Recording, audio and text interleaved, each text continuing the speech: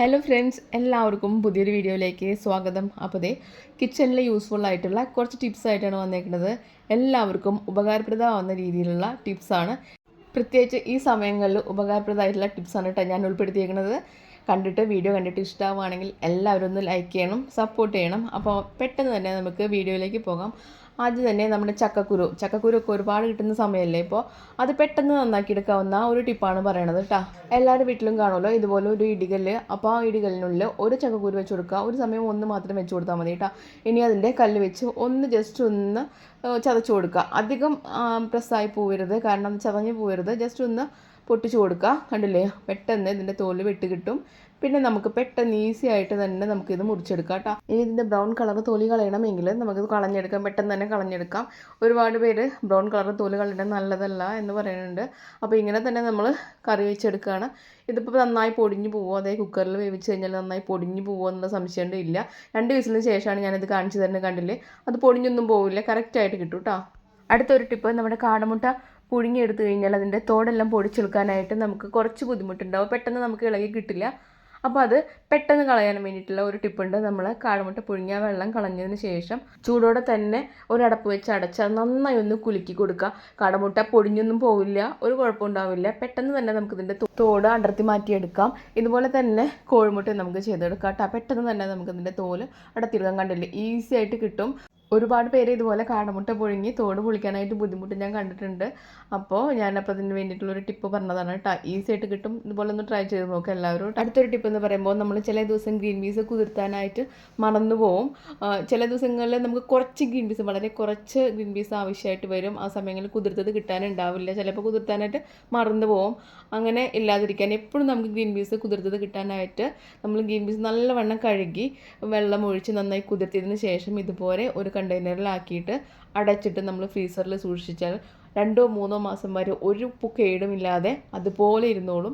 ഇത് നമ്മൾ ഉപയോഗിക്കുന്നതിന് തൊട്ട് മുന്നേ ഒന്ന് എടുത്ത് വെക്കുക. ഒരു 2 മിനിറ്റ് പുറത്ത് വെച്ച് കഴിഞ്ഞാൽ തന്നെ നമുക്കിത് പെട്ടെന്ന് തന്നെ അടർത്തിയെടുക്കാം. പ്രത്യേകിച്ച് ശ്രദ്ധിക്കണം, ഫ്രീസറിൽ തന്നെ സൂക്ഷിക്കണം. അടിഭാഗത്ത് സൂക്ഷിച്ചാലായിട്ട് ഇത് പെട്ടെന്ന് മുളച്ച് വരും. അപ്പോൾ ഇതുപോലെ ഒരു 2 മിനിറ്റ് മുന്നേ തന്നെ ഒന്ന് പുറത്തെടുത്ത് വെക്കുക. എന്നിട്ട് ജസ്റ്റ് ഒന്ന് കൈവച്ച് ഇങ്ങനെ എടുത്തു കഴിഞ്ഞാൽ പെട്ടെന്ന് കിട്ടും. ആവശ്യത്തിനുള്ള ഗ്രീൻ പീസ് എടുത്തതിന് ശേഷം പെട്ടെന്ന് തന്നെ നമ്മളത് ഫ്രീസറിൽ തന്നെ തിരിച്ച് സൂക്ഷിക്കണം. അധികം നേരമായിട്ട് പുറത്ത് വെക്കരുത് കേട്ടോ. അപ്പോൾ നമുക്ക് എപ്പോഴും നമുക്ക് എന്തോ ഒരു കറിയില്ല, പെട്ടെന്നൊരു കറിയില്ല, കാലത്ത് ബ്രേക്ക്ഫാസ്റ്റിന് ഒരു കറിയില്ല എന്ന് തോന്നുകയാണെങ്കിൽ പെട്ടെന്ന് നമുക്ക് കുറച്ച് ഗ്രീൻ പീസ് എടുത്ത് കറി വയ്ക്കാം. ഇത് ഞാൻ 2 ആഴ്ചയ്ക്ക് ശേഷമാണ് ഞാൻ വീണ്ടും എടുക്കുന്നത്. അതിനുശേഷം ഏറ്റവും അവസാനം 1.5 മാസത്തിന് ശേഷം ഞാൻ ബാക്കിയുള്ളതും കൂടി കാണിക്കുന്നുണ്ട്. അതായത് നമ്മൾ ഗ്രീൻ പീസിന് ഒരു കുഴപ്പവും ഉണ്ടാവില്ല, അടിപൊളി ഫ്രഷ് ആയിട്ട് തന്നെ നമുക്ക് കിട്ടും കേട്ടോ. വേവിക്കാനാണെങ്കിലോ ഒരു ബുദ്ധിമുട്ടുണ്ടാവില്ല. കണ്ട, അവസാനത്തെ ഗ്രീൻ പീസാണിത്, ഒരു കുഴപ്പമില്ല. ധൈര്യമായിട്ട് ട്രൈ ചെയ്തോളൂ. ഫ്രീസറിൽ തന്നെ സൂക്ഷിക്കണം, മറക്കരുത് കേട്ടോ. അടുത്തതായിട്ട് നമുക്ക് ചക്കയൊക്കെ ഒരുപാട് കിട്ടുന്ന സമയമല്ലേ. അപ്പോൾ ചക്ക മുറിക്കുമ്പോൾ നമ്മുടെ കൈമ എപ്പോഴും ചക്ക പശയാവാനുള്ള ഒരു സാധ്യത ഉണ്ട്. അപ്പോൾ ഞാനിപ്പോൾ ഇത് എൻ്റെ ചേച്ചി ചെയ്യണ കണ്ടതാണ് കേട്ടോ, പാലക്കാട് ഭാഗങ്ങളിൽ ചെയ്യണ കണ്ടതാണ്.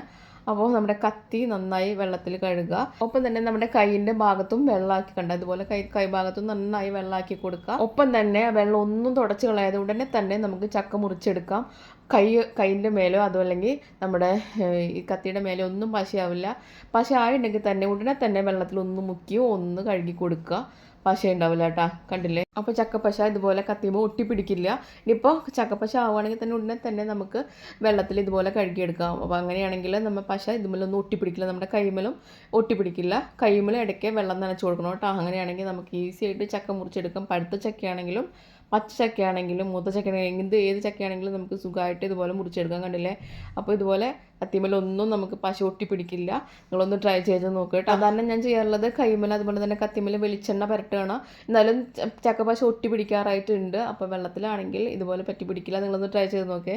അടുത്തൊരു ടിപ്പ് എന്ന് പറയുന്നത്, നമ്മൾ ബ്രെഡെല്ലാം ഉപയോഗിച്ചതിന് ശേഷം ഇതുപോലെ ബാക്കി വരുമല്ലോ, അപ്പോൾ നമുക്കിത് കെട്ടി വെക്കാതെ തന്നെ ഒരു ഉറുമ്പോ മറ്റൊരു പ്രാണികളും കിടക്കാത്ത രീതിയിൽ ഇത് ക്ലോസ് ചെയ്ത് വെക്കാം. ഇത് ഞാൻ മുന്നേ ഒരു യൂട്യൂബ് ചാനൽ കണ്ടതാണ്, വളരെ കാലങ്ങൾക്ക് മുന്നേ കണ്ടതാണ്. അപ്പോൾ ബ്രെഡ് ഉപയോഗിച്ചതിന് ശേഷം ബാക്കി വന്നാലായിട്ട് എവിടെയാണോ ബ്രെഡ് ഉള്ളത് ആ ഭാഗം വെച്ച് കവർ ഒന്ന് പിരിച്ചു കൊടുക്കുക. ഇനി ഇതുപോലെ ഞാൻ ചെയ്യുന്നത് കണ്ടു കഴിഞ്ഞാൽ മനസ്സിലാവുമെന്ന് വിചാരിക്കണോ. അപ്പോൾ ഇതുപോലെ തിരിച്ച് ഇതുപോലെ കവർ ഇട്ട് കൊടുത്താലായിട്ട് മതി. ബ്രെഡിലൊരു പ്രാണിയോ അല്ലെങ്കിൽ ഉറുമ്പോ ഒന്നും ഉള്ളിലേക്ക് കയറില്ല, സേഫായിട്ട് ഇരുന്നോളും ബ്രെഡ് കേട്ടോ. അപ്പോൾ എല്ലാവരും ഒന്ന് ട്രൈ ചെയ്ത് നോക്കും. വളരെ ഉപകാരമായിട്ടുള്ള ഒരു ടിപ്പാണ് കേട്ടോ. അടുത്തൊരു ടിപ്പ് എന്ന് പറയുന്നത്, നമ്മൾ കോഴിമുട്ട എല്ലാം പുഴുങ്ങാനായി വെക്കുമ്പോൾ ഇതുപോലെ ചിന്നിയ മുട്ട ഉണ്ടാവും.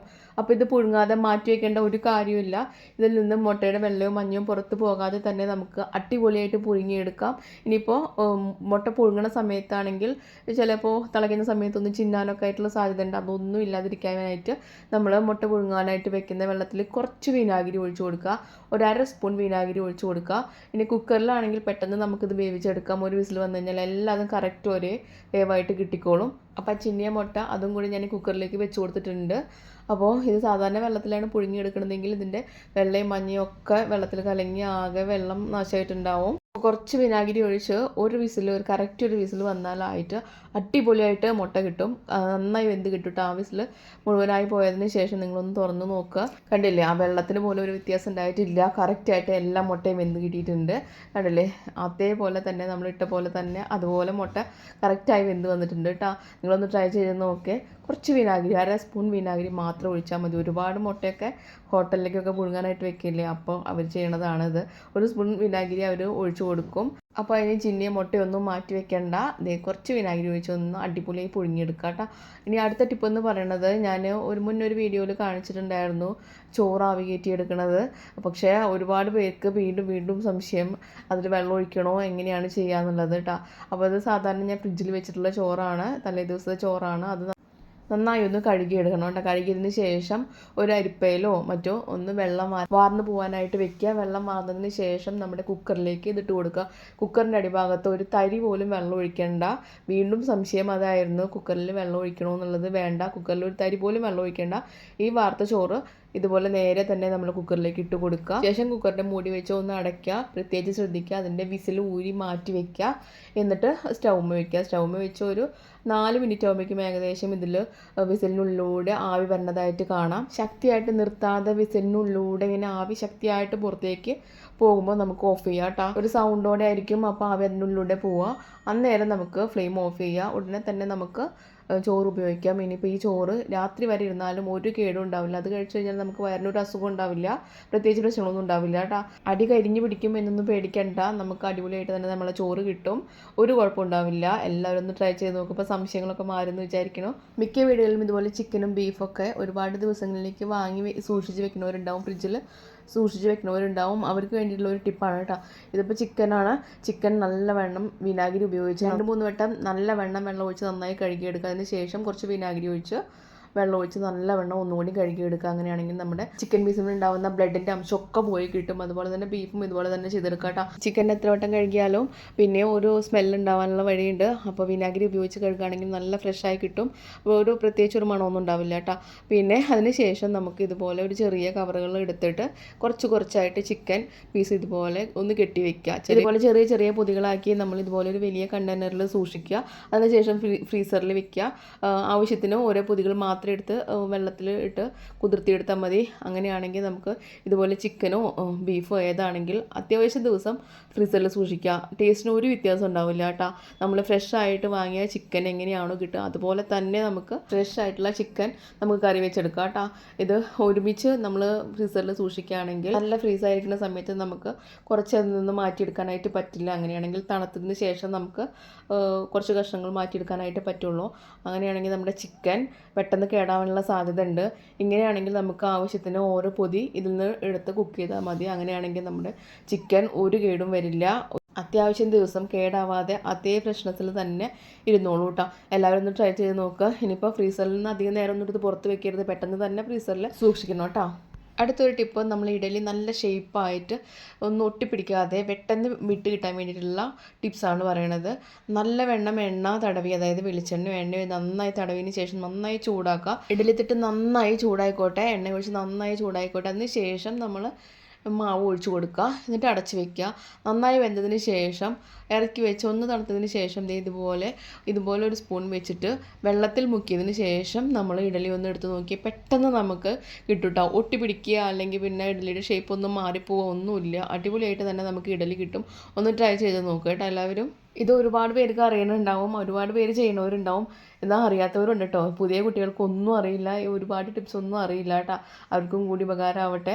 ഓരോ വട്ടവും ഇതുപോലെ വെള്ളത്തിൽ മുക്കി ഇഡലി എടുത്താലായിട്ട് പെട്ടെന്ന് വിട്ട് കിട്ടും കേട്ടോ. അടുത്തൊരു ടിപ്പ് ഞാൻ ഒരു ഹോട്ടലിൽ ചെയ്ത് കണ്ടിട്ടുള്ളതായിരുന്നു. നമ്മുടെ മല്ലിയിലൊക്കെ ഉപയോഗിച്ചതിന് ശേഷം ആ തണ്ട് ഉണ്ടാവില്ല, അടിഭാഗം വേരോട് കൂടിയിട്ടുള്ള ഭാഗം ഉണ്ടാവില്ലേ, അത് കുറച്ച് പഞ്ചസാര ഇട്ട് വെള്ളത്തിൽ ഇറക്കി വെച്ച് കഴിഞ്ഞാലായിട്ട് അതിൽ നിന്നും പുതിയ ഇലകൾ മുളച്ച് വരുന്നതായിട്ട് നമുക്ക് കാണാം. അപ്പോൾ വേര് ഇറങ്ങി നിൽക്കാവുന്ന രീതിയിലുള്ള വെള്ളം മാത്രം ഒഴിച്ചാൽ മതി. കുറച്ച് പഞ്ചസാര, 1/2 സ്പൂൺ പഞ്ചസാര ഒന്ന് ഇളക്കി കൊടുക്കുക. അതിനുശേഷം ഈ വേര് ഇറങ്ങി നിൽക്കാൻ പാകത്തിന് വെച്ച് കൊടുക്കുക. എന്നിട്ട് വെയിലത്തൊന്നും വെക്കേണ്ട. അപ്പോൾ കുറച്ച് 2-3 ദിവസം കഴിയുമ്പോഴേക്കും ഇതിൽ നിന്നും പുതിയ കൂമ്പൊക്കെ മുളച്ച് വന്ന് ഇലകൾ ഇങ്ങനെ വിടർന്ന് വരുന്നതായിട്ട് കാണാം കേട്ടോ. അപ്പോൾ നിങ്ങളൊന്ന് ട്രൈ ചെയ്ത് നോക്കുക. അടുക്കളയിൽ നിന്നും പുറത്ത് എവിടെയെങ്കിലും മാറ്റി വയ്ക്കുക. കണ്ടില്ല, ഇതുപോലെ 2-3 ദിവസം കഴിയുമ്പോഴേക്കും മുളകൾ ചെറുതായി മുളച്ച് വരുന്നതായിട്ട് കാണാം കേട്ടോ. അപ്പോൾ എല്ലാവരും ഒന്ന് ട്രൈ ചെയ്ത് നോക്കുക. ഇപ്പോൾ ഒരുപാട് പേർക്ക് ഉപകാരം എന്ന് പറയുന്ന മറ്റൊരു ടിപ്പാണ് ഇത്. ഒരുപാട് മുരിങ്ങക്കായ കിട്ടുന്ന സമയമല്ലേ ഇപ്പോൾ. അപ്പോൾ അത് ഞാൻ വീണ്ടും ഓർമ്മിപ്പിക്കുകയാണ്. കഴിഞ്ഞ വർഷം ഞാൻ ഇതുപോലെ ചെയ്തിരുന്നു, ഇങ്ങനൊരു വീഡിയോ ചെയ്തിരുന്നു.